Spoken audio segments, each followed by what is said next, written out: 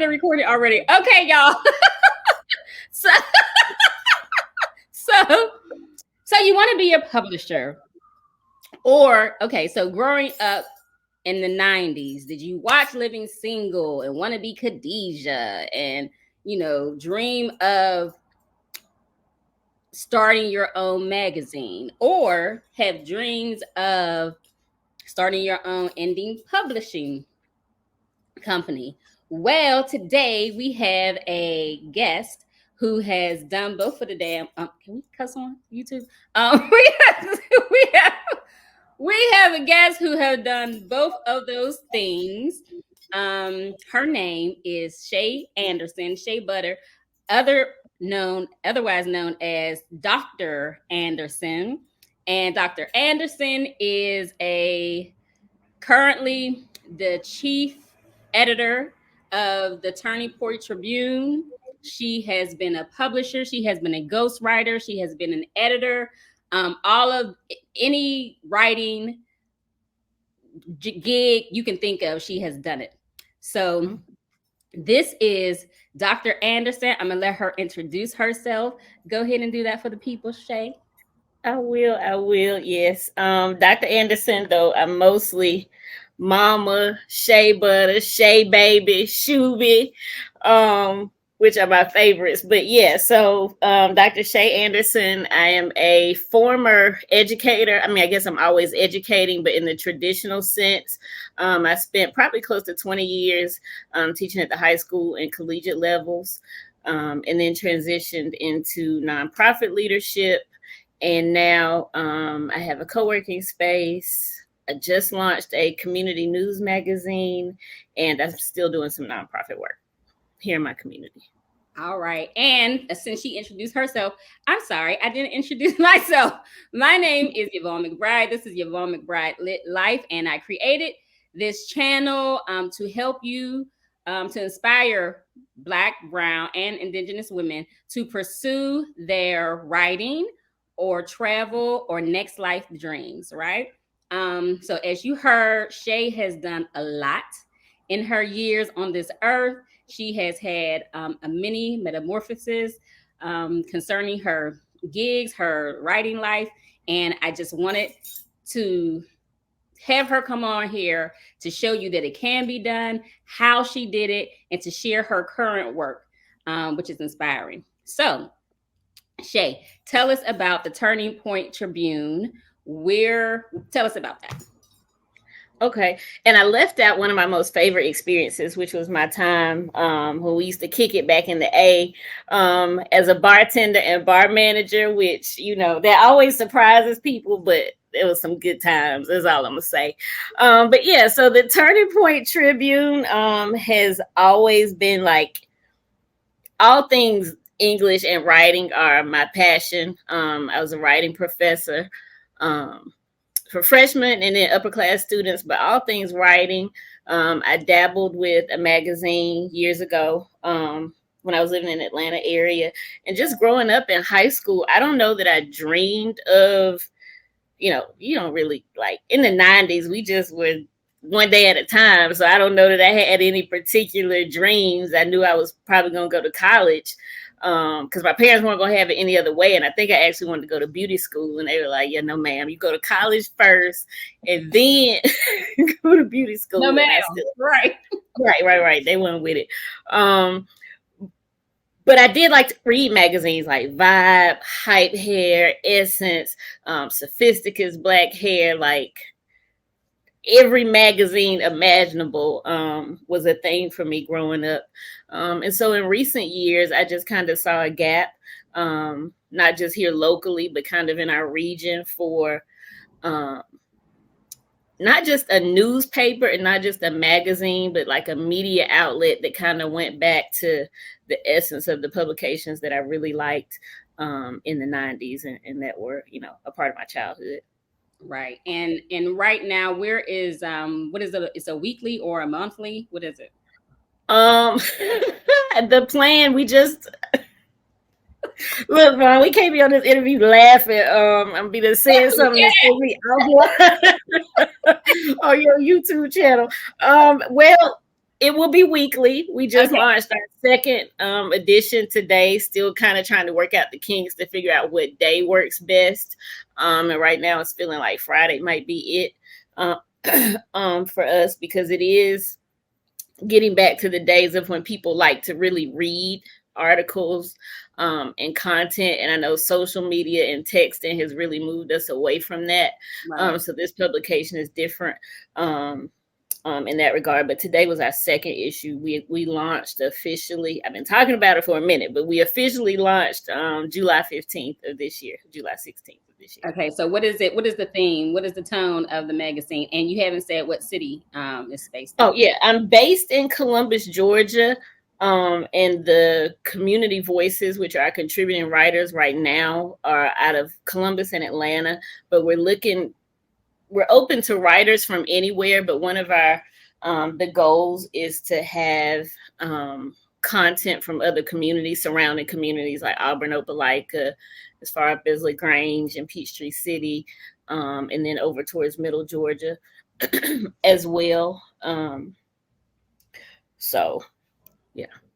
Okay, so we're going to come back to the Tribune later, but I want to start. I want to go back and start at the beginning of you mentioned the bartending, and you mentioned, just the jobs that you've had, the gigs that you've had, writing or otherwise, that have brought you to this time in your life, right? What did those jobs teach you that you're using now? You know what I mean? Yeah, so let's start there. Let's start with, I guess we can do the bartending. Were you doing event planning at that time too? No, I was in grad school. I had graduated from Bennett in Greensboro, and wanted to live in Atlanta. Atlanta was my initial goal for college after high school, and bumped into a family member at a random family member at a family reunion who had his wife had just created an endowed scholarship at Bennett, and they were looking for the first recipient. Okay. And so when that offer was made, all bets were off with my parents. They were like, "Oh, you going?" So like a week after graduation, I left, went to Bennett in Greensboro, North Carolina. I went kicking and screaming because, I literally went that summer. But now, as we're preparing for our 30-year reunion, wow. The group chat is still lit, with those same girls that I met that summer when we were all at Fresh Women's Summer Institute. Pissed off. And you went to Bennett. That's how we met. We met through one of your one of the students. We sure did. Rashida, right? And did Ab go there too? She didn't. Okay. But Rashida and Ebony knew each other, I guess maybe from high school, probably. Okay. So had you not went to Bennett, I wouldn't know you. Right. This is true. So yeah, I eventually was okay with it. Like, looking back, I wasn't initially, but it was a great decision. Looking back. So anyway, when I graduated from Bennett, I had always wanted to be in Atlanta, but close to home. So we're like an hour and a half from Atlanta. So moved to Atlanta. Didn't really know what I wanted to do. So I was like, let me just stay in school, work on my master's, and I decided to go to bartending school. And that's bartending school was one of the first moments that I still talk about to this day when I talk to young people, because I remember the bartending school. I can see it so clearly. It was ABC bartending on Windy Hill. Couple of white guys that had graduated from University of Georgia on the school. And they gave us his little talk on the first day. I think bartending school must have been like $600 or $700, which this was 2002. So that was, but I had a refund check. So it was an investment. So I paid for bartending school. And I remember them telling us, when no matter what the economy is like, people are going to go out, hang out and drink, whether it's to celebrate, or to mourn, whatever, a person, a breakup, whatever the case, the people are going to always go out to drink and eat. And so that stuck with me, just thinking, dang, these guys, they all got degrees and graduated. And I know they don't have a degree in bartending, not a legit one, right? But they're in business, and they're telling us that always have something else that you can do. You know what I mean? Like always have a skill or something where if the 9 to 5 or whatever else you got going on isn't working in that moment, you got a backup plan. And so Right. that stuck with me. And then I started bartending and I made that money back in like a night. Um, One and night. so, yeah. And so I bartended in East Atlanta at a couple different spots, got into bar management, which interestingly was not the money I made on the tip side of things.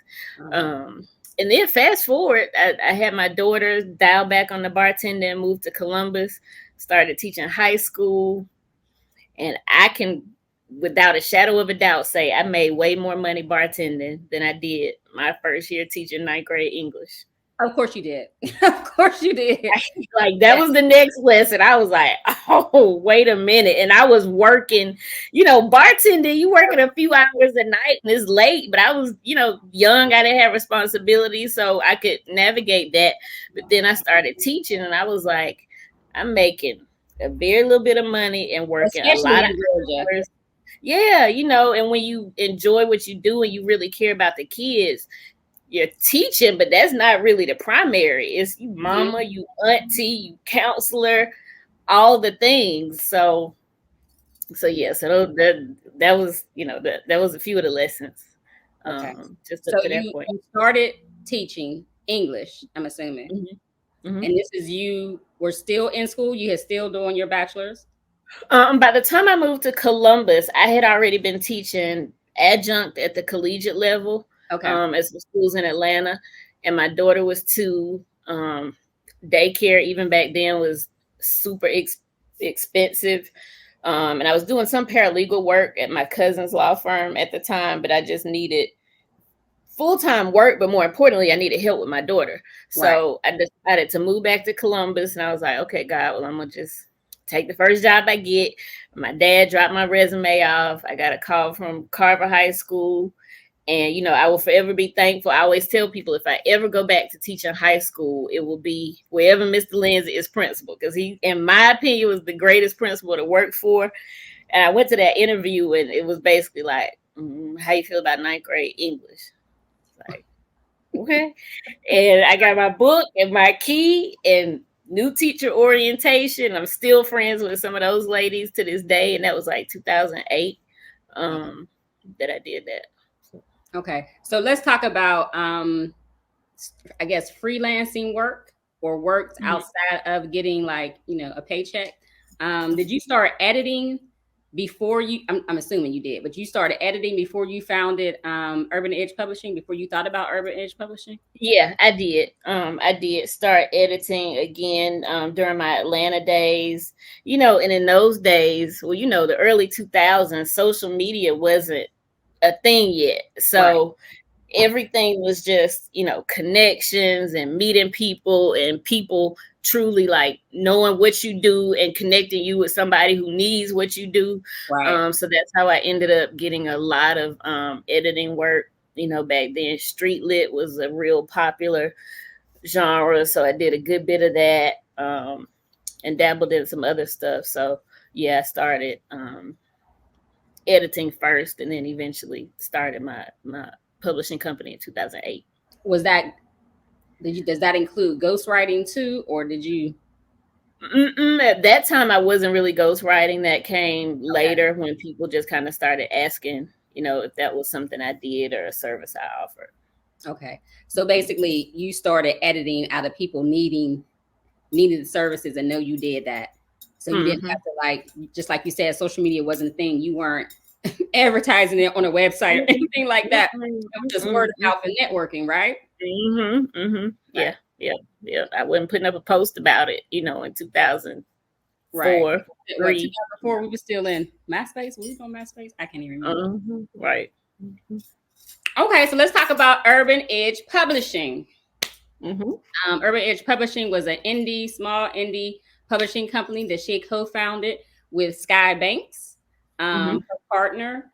And y'all, how many books did you publish?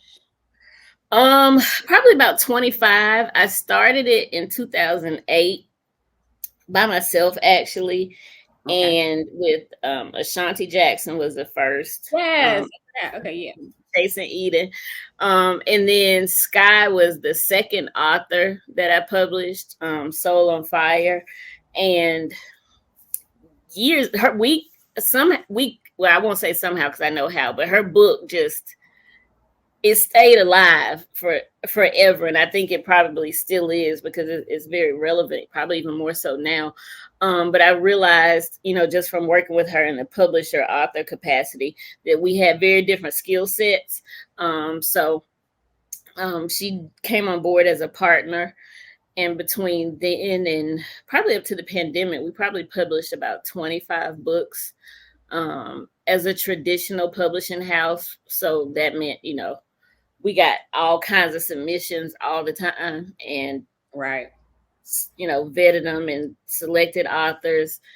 They had to come to us with it fully edited, but from there we reached out to people like you to edit. We got book covers done. We were reaching out to editors because I couldn't do it all myself, but we were doing everything traditionally. So by that I mean authors at that time weren't paying us.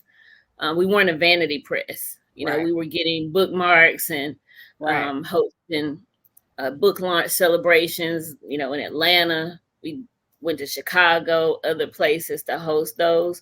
So operating traditionally, and then life kind of started to happen. We created a hybrid model that we started doing workshops here and in Atlanta, just talking about publishing. We were invited to be presenters at the writers retreat that happens annually in Atlanta area. So, just as we were kind of picking up traction, life happened, and then we restructured to put together Publish Your Way, which is a hybrid model that we're still hoping to get back to, and then the pandemic happened. But yeah, Sky and I, we worked well together. We both have very different strengths. Like, I'm the person that saves all the emails, and she's the one that's like, ma'am, we need to clear the junk out the inbox and put it in folders. I'm like, oh. So, but yes, that was a fun journey, and I hope that we can reignite that soon. So, okay, so let's back up. You want to start a publishing company, right? How did you go about it? Like, your steps. How did you, you say, oh, I'm gonna start a publishing company. People will be like, what? Like, how did you go about it? What were the 1, 2, 3 steps that you started with? Was it research? Was it you already had the research down? You went to workshops? Like, how did you start? Keep in mind, this was 2000. Well, I officially launched in 2008, but this was brewing in like 2006 and 2007. So it wasn't like I was just doing a Google search, you know what I mean, for real, like you are now.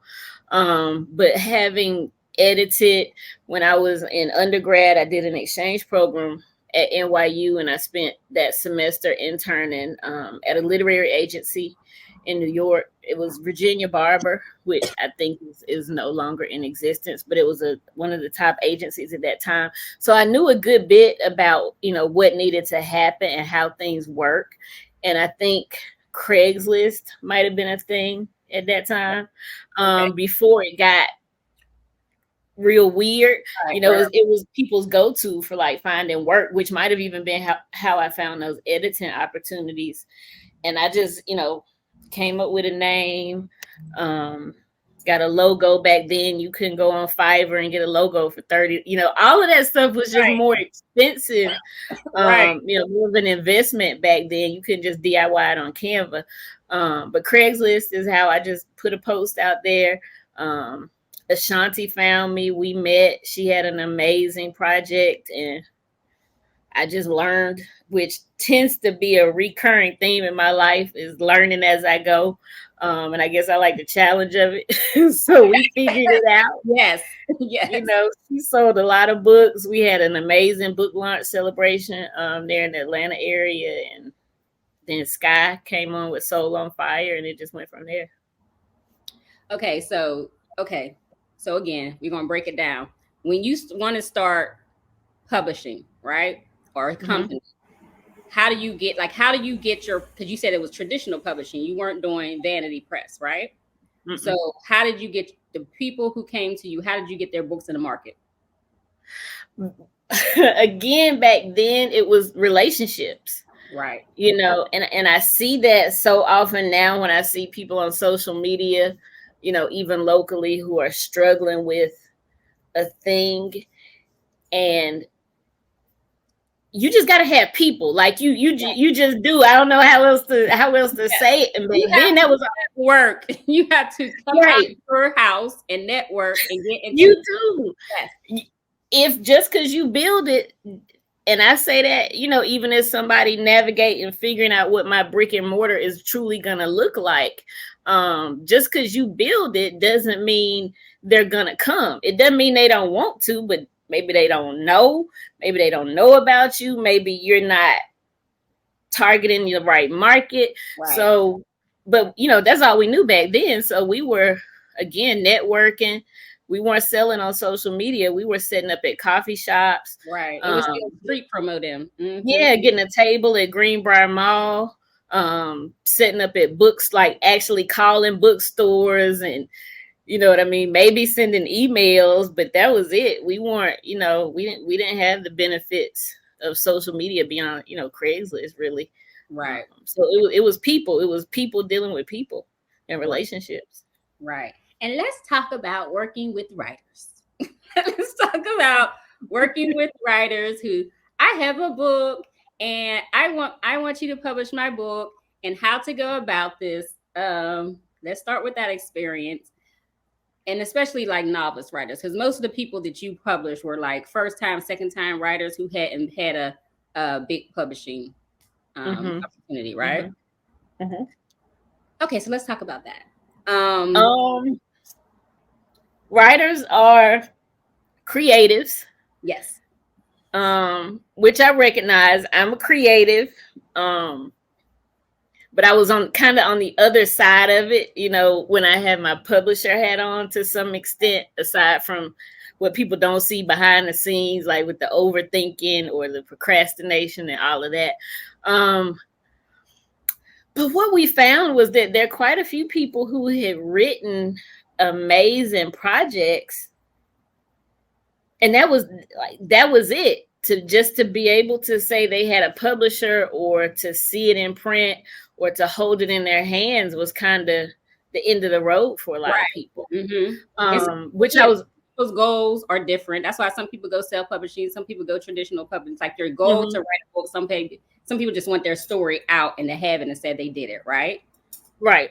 Mm-hmm.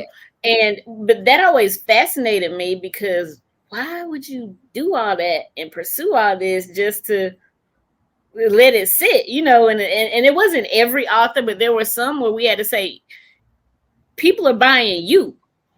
People, right. You know what I mean? Like the book, people may or may not ever read, but they're going to buy it because it's you. So we can't be the face of your book. Right. So that's a thing. And what I like now is that I see, you know, there are a couple of people I follow that I really like in the publishing industry who really help people take their expertise and package it, not just into a book, but into, you know, courses, and really, really monetize, use the book as a tool for more money, more projects, impacting more lives.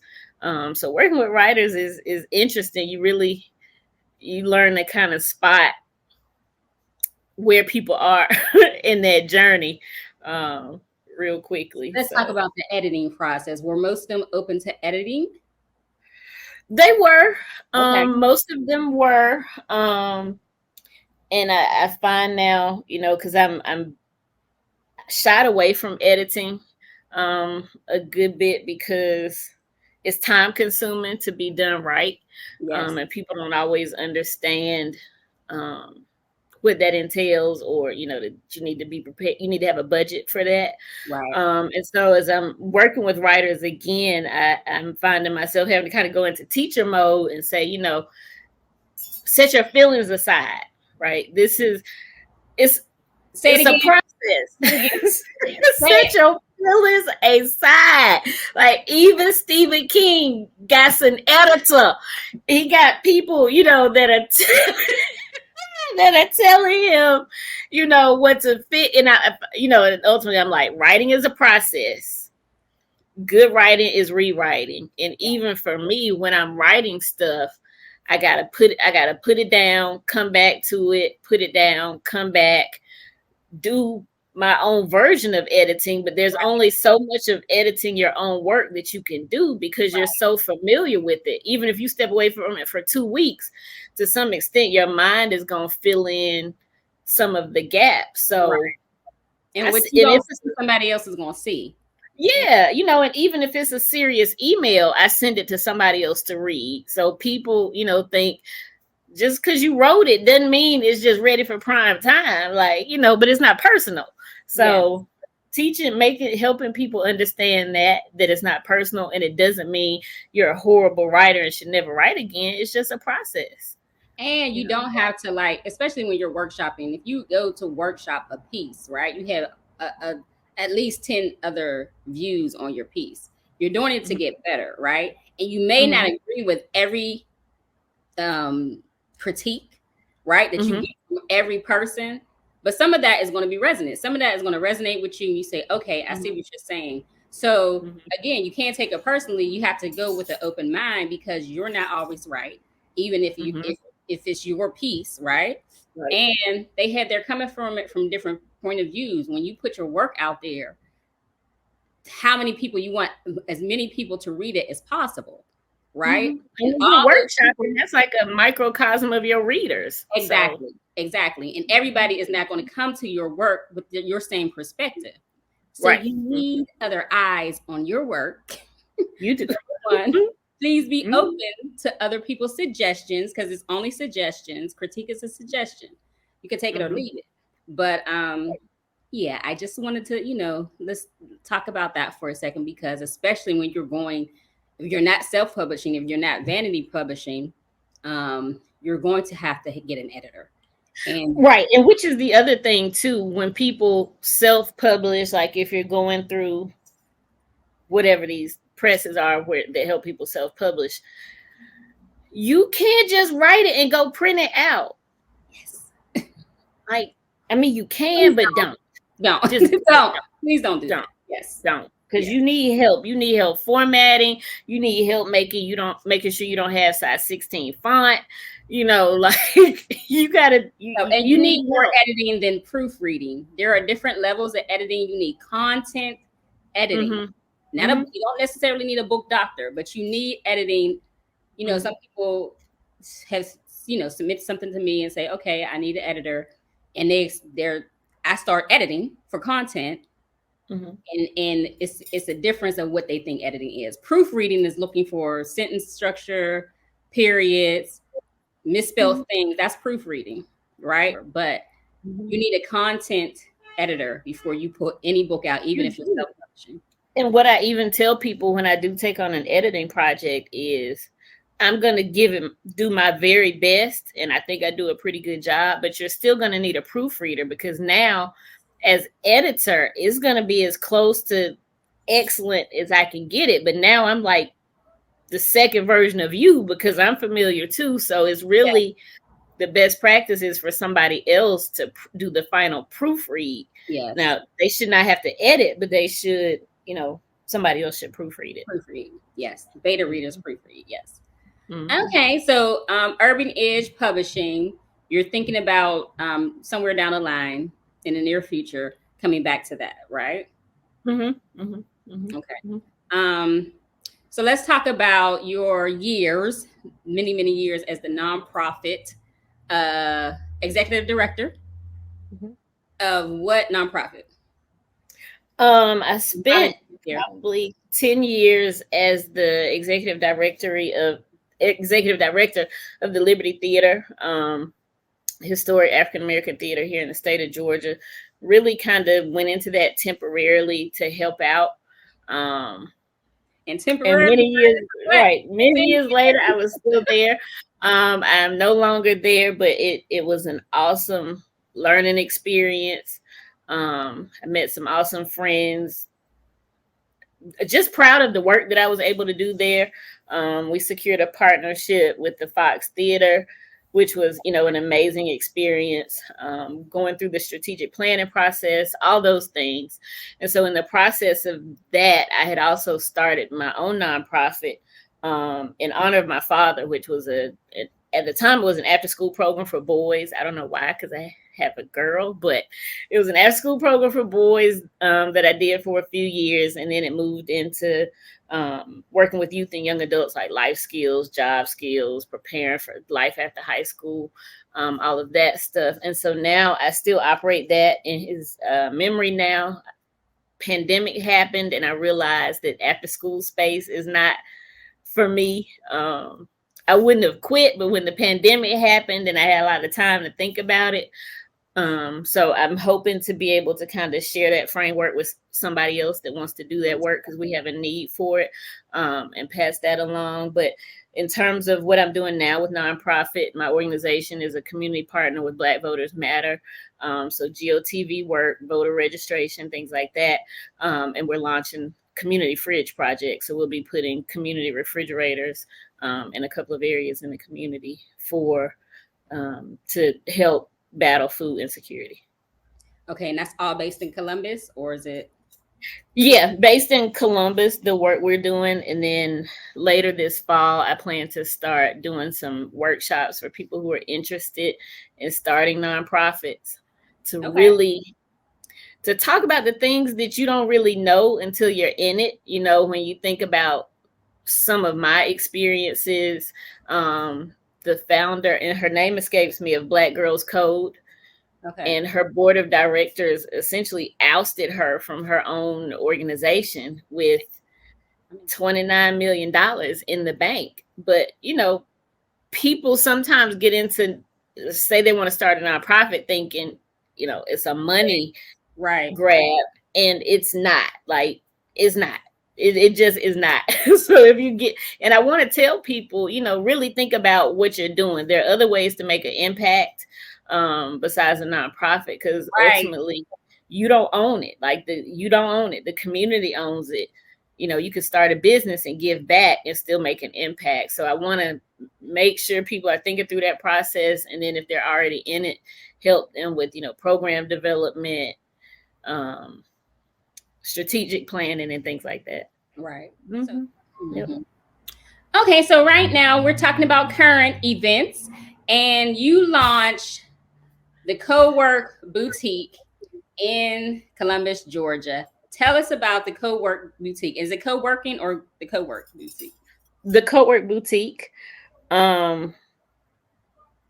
Co-working is, I guess, looking back, something I kind of always did. At one point I was a professor down at Fort Valley State, but commuting from Columbus. So on the days I didn't commute to campus, I needed to, grade papers and do stuff. And I had an office, in my apartment at that time. But, being at home and trying to do that kind of work was a challenge. So I spent a lot of time at, Panera, Starbucks, places like that. There was at that time one co-working space here in the city, and they had free Fridays. So I was doing that, but I was kind of the only person there. And then fast forward, stuff happened, life happened. And we started looking for a building that was, because of some other experiences that I had. My mom suggested, finding a building for us to purchase for me to keep doing really the nonprofit work. Right. And I kind of didn't think it necessary, because I was like, well, I kind of go into the community, where the people that we serve are. So I don't know if I need a building. And she was just like, I want you to have something that can't be taken from you. Come on, Mama. Come on. Let me just put it that way, because, the nonprofit world can be, interestingly, as compassionate of a field as it should be. It can have some brutal moments. Mm-hmm. So anyway, did that, got in there, and as we started thinking about it, she remembered co-working, which wasn't on my radar at the time, and it just kind of evolved from there. And so what I've realized, we launched last fall, really just to kind of get it out there because the holidays were approaching and we had spent most of the year, kind of doing upgrades and doing work in the building. And so now it has served as an event space, a hub for people who want to, get out and do work. And I'm just really rethinking what it is or what it looks like, because I'm realizing that I was very connected to CoWork, but a lot of people still aren't familiar, with the concept. So really thinking about, getting back to teaching people, and it's a space for women. So teaching women about co-working, just about not just having a building away from home to work, but about community and everything that comes with that. So that's what I'm working on now. It's kind of more of a hybrid model that'll have a virtual component, because, I'm at home today. It's Friday. I've been in and out of the building all week, and I'm at home. So I recognize that it's not always ideal, but people still want that community, that access to a building when they need it, but the access to the community all the time. So that's what we're working on, so that people who aren't necessarily local will still be able to get that community access through the virtual co-working sessions and things like that, which have been amazing. We kind of paused it for August because it's back to school. Right. I had to get my daughter off to college. August is just crazy for everybody. But for me and my little neurodivergent self and the ADHD and all of that, the virtual sessions are great, because for me, I would go, even if nobody had signed up, I would go and sit at the CoWork Boutique with my laptop, and still do work during that window of time. So when people get on, we just kind of talk about what we're going to do. And then I check in periodically. I encourage people to leave their cameras on. They don't have to. We take breaks, kind of introduce ourselves if it's people on there that don't know each other, get to know each other during the breaks. And then we check out at the end and talk about what we've done. And usually it's 2-hour blocks, sometimes 3-hour blocks with breaks. So the physical, you want to become a member and you are in Columbus or surrounding areas, how do they become a member? They go to the CoWorkBoutique.com, and we've got a couple of membership options there that we're trying out. But what we're really focusing on now is the day passes, for people just to kind of come in and see what it's like, see what they think. We're really still very new, because we're still in the feedback stage and figuring out what it looks like, what it can look like, that sort of thing. So we encourage day passes. We're available for tours and also available for events. It's a great space for workshops, very small receptions, meetings, because we've got a conference room, things like that. Okay, so if you're interested and you're in the Columbus area, you need an event space. If you're looking for somewhere to get away to do some work and you want to get out the house, the CoWork Boutique website will be below this video. Hope you check it out. Are there any upcoming events? No, we just had a really cool event a couple weeks ago, Pot and Sip, where people got together. Holistic Healing Gardens is the organization that hosted that. And so they painted pots, and she brought in plants, and they planted and had refreshments, and it was a great event. So and in September, like I said, we'll start our virtual and in-person co-working sessions. When I start the nonprofit workshops, those will be held there too. Okay. So thank you, Mama, for suggesting that she find a building, for giving her that push. First of all, y'all don't. Shae's mama is sharp. She is the sharpest elder I have seen. She be out there in the world. She is co-parent. Mama, I pulled an all-nighter. That's why I don't got no lashes and lipstick, because I haven't been to sleep yet. Y'all know I don't wear no makeup. I don't wear makeup. That's the only reason I put lipstick on, because I know her mama was gonna watch this video. Because baby, she is from the Flory Roberts Fashion Fair days. She don't play them games. So she was like, "You got your lipstick on and stuff." I said, "I don't, not the damn time." Okay, so all right, so CoWork Boutique. Now let's go back to talk about the Turning Point Tribune. I'm assuming that I'm assuming, you can correct me, that your work for those 10 years in the community, around the community, allowed you to access what you thought was missing, a newsletter or a newspaper. Is there currently another newspaper in Columbus, weekly? Not really weekly. There's some other publications, but Sorry, black publications. yeah, there. Okay. But I had the vision, of course, has evolved. I knew that I wanted to celebrate the good things that are happening in the community, with the focus on, Black and brown people. Yes. But I do have some other awesome friends who are not necessarily Black and brown, but who have great stories, and do great work in the community that we'll be celebrating also. And so once we got going and it kind of started to evolve, that's when it took me back to the 90s.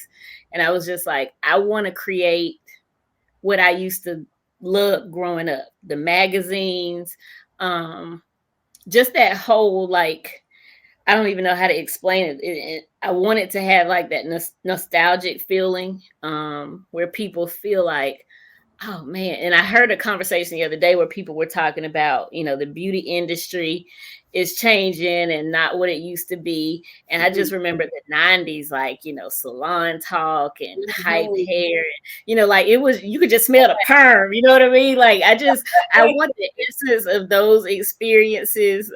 Essence magazine, back when Upscale used to do like the big golf tournaments and weekends.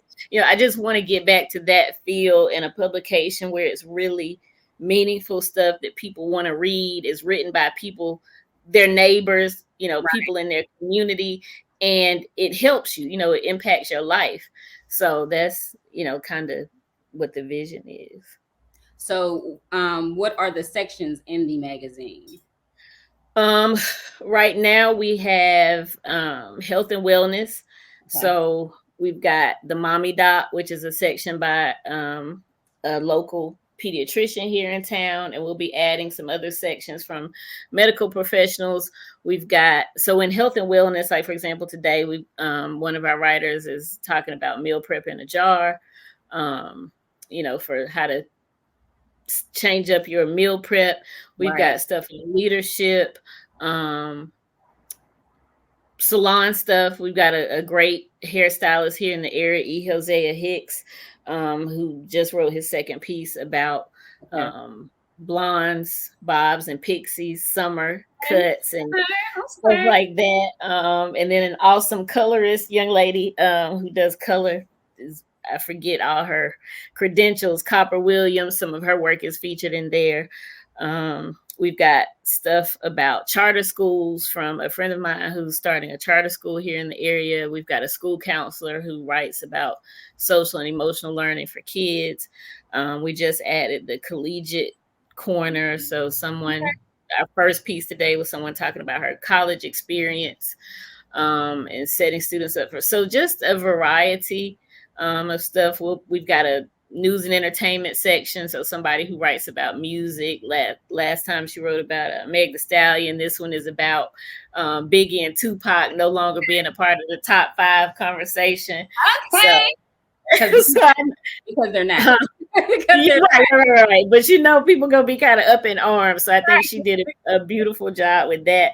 So we've got food reviews coming from my friend Kelly, One Woman Wolf Pack. We're going to do some more faith-based stuff. One of our key features that we'll roll out next week is highlighting a nonprofit each week in the community. Okay. Another kind of throwback thing is there'll be an opportunity for people to celebrate birth announcements, wedding announcements, engagements, the stuff you used to look forward to. I didn't really read the newspaper back in the day, but that's the, the kind of stuff that I did look at. You had the wedding section in Jet magazine. Right. Yes. Just like that. Exactly. So yeah. So we have news and entertainment, we have beauty, lifestyle, we have basically all the gamut. Education, you have all the gamut you just heard. Are you all, I know you're just starting out. And are you the only editor? No, I also have a good friend of mine, Dr. Shae Gilbert, Okay. who actually does have a probably almost full-time editing business, Prep and Prose. She's Okay. also a professor over at Auburn, but she edits right now. She edits several of the feature articles, and we'll be adding on to that as her schedule and our budget permits. Okay. So So you do. I don't want to overwhelm you. Are you accepting? Are you accepting submissions at this time? we're always accepting submissions because we're looking, like I said, to grow our team of community voices. We're weekly, and so the expectation for our writers Right. is one a month, really, because people are busy. We already have some who submitted a couple of times, but we want to keep a pretty good pool of writers and not burn any one person out. Mm-hmm. But the idea too is writers get, advertising space or a business directory listing if they want it. Several of our writers don't necessarily have businesses. They just enjoy talking about the things they talk about.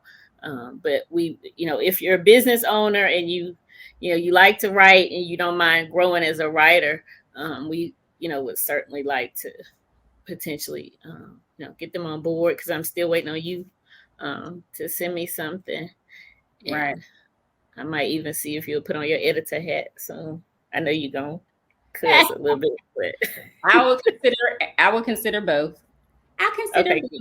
editing, especially. But if you have, so for beginning writers, especially, because as you heard, this is just starting out. They don't have a big budget. So I don't want to, again, first overwhelm their editing staff of 2 Mm-hmm. you just heard. Mm-hmm. But if you are interested in getting your feet wet, if you have an idea to pitch, is the so you just went over to some of the stories that you have, so you can see it's not necessarily just Columbus based, right? Mm-hmm. The ideas that Right. you're writing about. So if you have something, if you're watching and you want to start your freelance career, this is the opportune time to do that, because this is a starting a magazine that's just starting out, and they'll be willing to work with you. So yeah, send a pitch. Where should they send the pitch, Shae? We're working on, I do have a questionnaire that we use. It should be on the website in the next few days, or they can email us to inquiry@turningpointtribune.com. Yes. And we can send it to them that way. And we're pretty open. You got to be, again, like we all are on the team, me and Dr. Shae included, constructive criticism, feedback, Yes. redirect, and you can't have no bad attitude. Yes. So as a novice writer who don't have too much experience, this is where you get your experience, right? Mm-hmm. So you should come with an open mind and an open heart. And all the critique that you can handle. It's actually right. Process. We can work with the rest. Yeah. I was a writing teacher first and foremost, high school and college kids who absolutely didn't want to be there. So my job was to prepare them. So we can help you with the writing, but if we got to do battle, then it's not going to be a good fit for you, because we can't help you and battle with you to help you. So the Turning Point Tribune, their website will be, again, under this video. Please look at it. Get yourself familiar before you send pitches. You should do that with all publications before you send a pitch. Get to look at their content, what is there already, and mull over what you think they would accept for new writers, for new freelance writers. So any future plans for the Tribune, or you're just, getting your feet wet? It's still evolving. We're gonna start a monthly networking night again, getting back to the basics, like the things that for me, that I just loved about, like, the paper itself, the kind of the logo and all has kind of a 70s feel, because that's my favorite era. But beyond that, really getting back to the things that I loved about the 90s, which was like networking nights, like real networking nights. Yeah. So First Friday will be the thing that we're going to start soon. And then ultimately print is the goal. That won't happen until 2025, until we get systems in place and really kind of figure things out, and what that looks like. But print will definitely be the goal. But for now, just continuing to, grow and put out content and figure it out as we go. Do you have sponsors, and do you need sponsors? We absolutely need sponsors. We need advertisers. We do have an advertising packet. So you can do ads. We've got a variety of price points. If you're a realtor, we do have a real estate directory. And there's one on our page now that you can see to get an idea of what yours would look like. We've got classifieds. So we can, if your county or your city isn't there, we can certainly add it, because we're finding that the reach already is pretty good. So we're excited about that. Okay. We can do sponsored articles. We can do a custom bundle. If you want to put together your own package, you want us to help you put something together. So yes. Okay. So this, the weekly, what are the surrounding areas for people who may be watching who are not in the city of Columbus? What are the surrounding areas that you accept work from, who you would like to, join you all? We accept work. We'll accept writers that are based anywhere. In terms of the community focus, there are some communities, like for Columbus, we have we put up the videos of city council meetings and the minutes from city council meetings. And so we're looking to expand and really start talking about certain local stuff. Everybody already tackles the crime and all of that stuff, so we're not that type of outlet. If we're talking crime, we're talking solution focused side of things. Yes. But in terms of the immediate areas we're looking at is Columbus, Phoenix City, Auburn, Opelika, because we're so close, LaGrange, Albany, Americus, and then ultimately expanding as far out like Macon on the middle Georgia side. We've gotten some interest with Birmingham, which is 3 hours from us. So I don't know what that could look like, but I definitely regional is the goal. Okay. All right. So I have covered all my questions. Anything that I missed that you want to go over? You had some good questions, girl. You covered a lot. Okay. Well, I gotta talk about my whole life.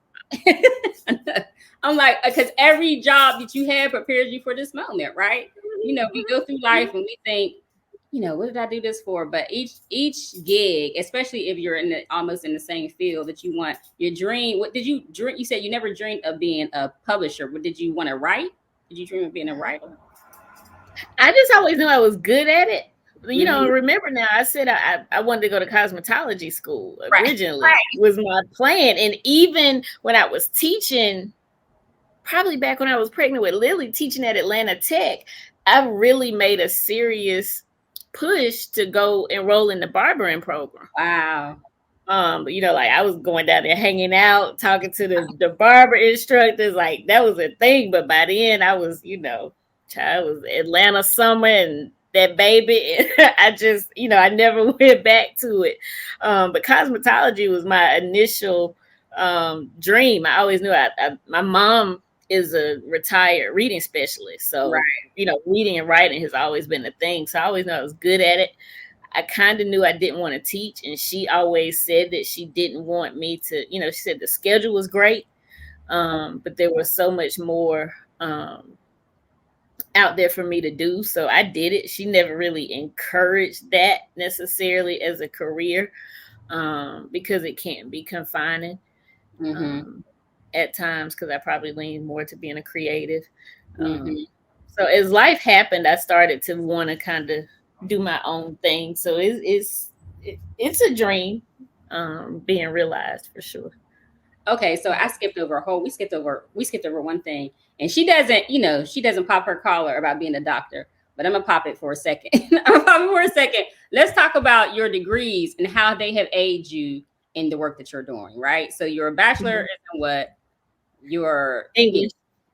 Your bachelor's in English is in English. I started out maybe communication, and then briefly, English education, and I had to take statistics. And when I sat over there in North Carolina A&T and looked at SPSS or whatever it is, I need to graduate, Jesus. I need to graduate. Because, I was the kid that went off to college, and that summer I had taken AP English in high school. Right. And, I went to HBCU, so I don't even think I took the actual test. I just immediately went straight into 1102, and I was in learning support math, like 098, not even 99. I was in 98. And then Dr. Bangora, African math professor, Ms. Anderson, you are going to fail my class. And I think I did, so I was, so English was my major. And didn't really know exactly what I was going to do with it, because I did not ever want to teach high school for real. And so somehow when I moved to Atlanta, got into the master's program and started teaching adjunct at like Shorter, Georgia Perimeter. And at that time, I was in my early 20s, and most of my students were, my parents' age at that time. Right. But, I loved it. I enjoyed it.